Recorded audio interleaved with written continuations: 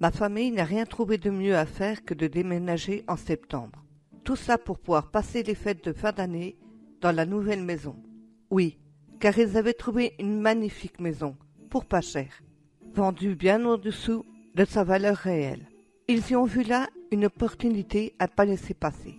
Cette situation a satisfait tout le monde.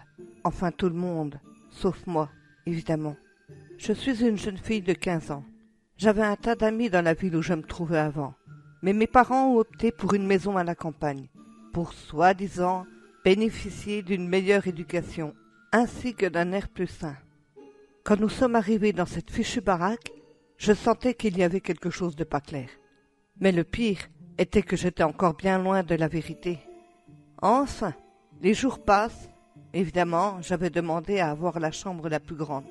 Vu qu'on ne m'avait déjà pas demandé mon avis pour déménager, mes parents ont accepté, sans rechigner. J'avais décoré celle-ci à ma manière. Le style de déco ne leur plaisait pas trop. Mais je leur ai alors rappelé que le fait de partir ne me plaisait pas non plus. Pourtant, ça m'avait été imposé. Ceux-ci ont consenti à me laisser faire. Peu de temps après, un homme assez âgé avait emménagé dans la maison d'en face. Il m'a paru bizarre, mais bon, je n'y ai pas prêté plus d'attention que ça, vu déjà que tout me semblait étrange dans ce village. Mais bon, il était seul pour emménager et tout ranger chez lui. Comment avait-il pu faire aussi vite, vu son âge? De plus, je faisais presque toutes les nuits le même cauchemar récurrent depuis l'arrivée de celui-ci. Mais nous y reviendrons plus tard. Mes parents, mon frère et moi, préparions Noël activement.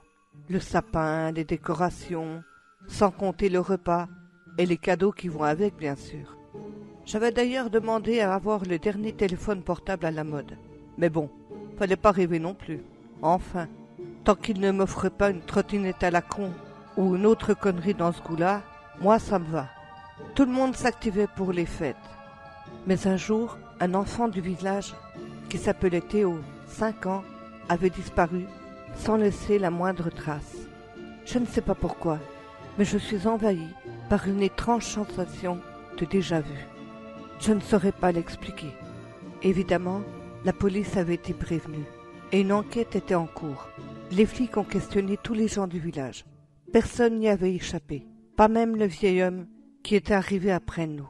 Mais rien, Théo restait introuvable. Toute cette histoire fait revivre aux villageois de très mauvais souvenirs.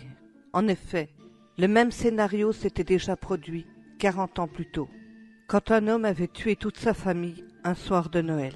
En se rendant sur les lieux du drame, la police avait trouvé les 7 corps des enfants disparus dans la cave. Mais l'homme, lui, restait introuvable. Les villageois avaient préféré taire ces événements tragiques. Oh mon Dieu, quand nous avions su tout ça, nous étions tous horrifiés. Mais c'est alors que quelques jours plus tard, ce fut au tour d'une petite fille, Léa, 5 ans, de disparaître dans les mêmes circonstances que Théo. Tout sonnait comme une résonance en moi. Mais je suis dans l'incapacité totale de comprendre et d'expliquer ce phénomène. Tout le monde se posait des questions. Pourquoi et comment ces enfants avaient disparu comme ça? L'enquête toujours en cours ne menait nulle part, visiblement, car la police n'avait aucune piste. Entre-temps, je m'étais fait des amis.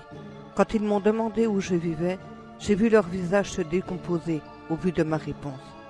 Je leur ai alors demandé pourquoi l'expression de leur visage était si intense. Ils ne m'ont rien dit de plus, si ce n'est que la maison où je vivais était soi-disant hantée. Je leur ai demandé de me parler de l'histoire de cette maison. Ils m'ont dit qu'un soir de Noël, un père de famille avait pété les plombs. Il y avait maintenant 40 ans, et qu'il avait massacré sa femme et ses 3 enfants à coups de hache. Puis la police avait trouvé les 7 corps des enfants disparus dans la cave. Merde, c'était la maison où nous vivions. Je comprends mieux maintenant pourquoi cette baraque était vendue à perte. J'étais toute tremblante en écoutant cette histoire. Le soir même, j'informe mes parents sur l'historique de la maison. Mon père me répond qu'il n'était pas au courant de toute cette affaire quand ils l'ont achetée. Ils l'ont su quand Théo et Léa avaient disparu. Puis il rajoute que ce n'est pas les morts que nous devions craindre, mais les vivants. Là, il marquait un point, puisque je venais d'apprendre. Je lui parle aussi de la soi-disant hantise de notre maison. Il me répond que ce sont tout simplement des rumeurs qui courent. C'est juste fait pour donner naissance à une légende urbaine concernant le village. Un peu comme du folklore local. C'est tout. Mon père ne m'avait pas totalement convaincu par ses explications. Mais bon. Puis après quelque temps, j'ai décidé de mettre tout ça de côté, me concentrant ainsi sur mes études et aussi à Noël, qui approchait maintenant à grands pas. Mais un jour, à l'école, nous avons une discussion, mes amis et moi, car il y avait une soirée 2 jours plus tard au village d'à côté, et bien sûr, nous voulions être de la partie. Mais je leur ai dit que jamais mes parents n'allaient accepter que je sorte, surtout après la disparition récente des enfants. Alors nous avons monté un plan pour sortir en cachette. Quand je suis rentrée à la maison, mes parents m'attendaient. J'avais oublié que je devais aider ma mère à préparer le dîner.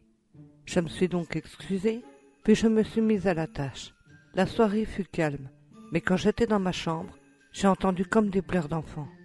Je suis allée voir dans la chambre de mon frère, croyant que c'était lui, mais il dormait paisiblement. Je ne me pose pas plus de questions que cela, car la fête prévue avec mes amis était pour le lendemain soir. Ils passaient me prendre vers chez moi à 1h du matin. Comme ça, j'étais sûre que tout le monde dormirait à cette heure-ci. Le lendemain était une journée particulière pour moi. En effet, une immense joie m'envahissait, rien qu'à l'idée de passer cette fabuleuse soirée avec mes amis. En même temps, j'avais un peu peur, car si je me faisais prendre, c'était la punition assurée. Mais bien sûr, la joie l'emporta sur la peur. Le soir venu, je suis sortie par la fenêtre de ma chambre, sans faire le moindre bruit. Mes amis n'étaient pas encore là, mais d'un seul coup, j'entends une voix d'enfant chuchoter à mon oreille. Regarde ce qu'il a fait. Je sursaute de peur, puis je regarde partout autour de moi, mais évidemment, je ne vis rien ni personne. J'avais une vue assez claire, malgré l'obscurité, sur la maison d'en face, celle de l'homme âgé. La lumière était allumée, illuminant ainsi la pièce où il était. Je me suis alors mieux cachée, puis je me suis mise à observer l'homme, qui était installé tranquillement dans son fauteuil, quand tout à coup, il a tourné la tête brusquement dans ma direction. J'étais terrifiée. Mais pourquoi? Car je savais bien que c'était impossible qu'il m'ait vu, surtout dans le noir, alors que le seul éclairage était le reflet de la pleine lune, qui pénétrait à peine les nombreuses branches des arbres qui ornaient le jardin. Mes amis sont arrivés derrière moi, me fichant ainsi une trouille mémorable au passage. Puis nous sommes partis à la soirée. J'y ai fait de nouvelles rencontres, notamment celle d'un type sympa. Il s'appelle Nathan. Au bout d'un moment, nous sommes rentrés. Il était environ 4 heures du matin. La lumière du vieil homme n'était toujours pas éteinte. J'ai regardé de plus près. Il était en train d'emballer des cadeaux. Mais je n'ai pas compris, car il y avait quelque chose dans des sacs poubelles, qu'il mettait dans des cartons, qu'il recouvrait ensuite avec du papier cadeau. Je n'ai pas vraiment capté l'intérêt de mettre des sacs poubelles, mais bon, je n'y prête pas attention. Je suis fatiguée. En rentrant dans ma chambre, j'entends de nouveau les pleurs d'enfants. Je me mets à penser à ce que m'avaient dit mes amis sur l'éventuelle hantise de cette maison. Mais ma réflexion fut interrompue quand j'ai entendu la porte de mes parents s'ouvrir. C'était mon père qui allait aux toilettes. Je me suis vite déshabillée et couchée sans faire de bruit. Heureusement, il ne m'avait pas entendu. Dans la nuit, je fis le même cauchemar horrible que j'ai si souvent fait depuis que cet homme a emménagé vers chez nous. Comment était-ce possible? Au début de mes cauchemars, je ne savais même pas que j'allais sortir ce soir. Je revivais la scène que j'avais vue en rentrant chez moi, sauf que dans celle-ci, je voyais ce qu'il mettait dans les sacs poubelles. C'étaient des membres humains, coupés, une main dans un cadeau, un bras dans l'autre, puis un tronc d'enfant décorait fièrement sa cheminée. Il y avait plusieurs de ces maudits paquets qui étaient posés sur le sol. Dans mes cauchemars, je le voyais donner ses cadeaux à des enfants le soir de Noël. Je me suis réveillée en panique. J'ai regardé de nouveau par ma fenêtre de chambre en direction de chez le voisin, mais je ne vis rien. Je me suis alors recouchée. Mais cette fois-ci, une peur assez prononcée m'avait envahi.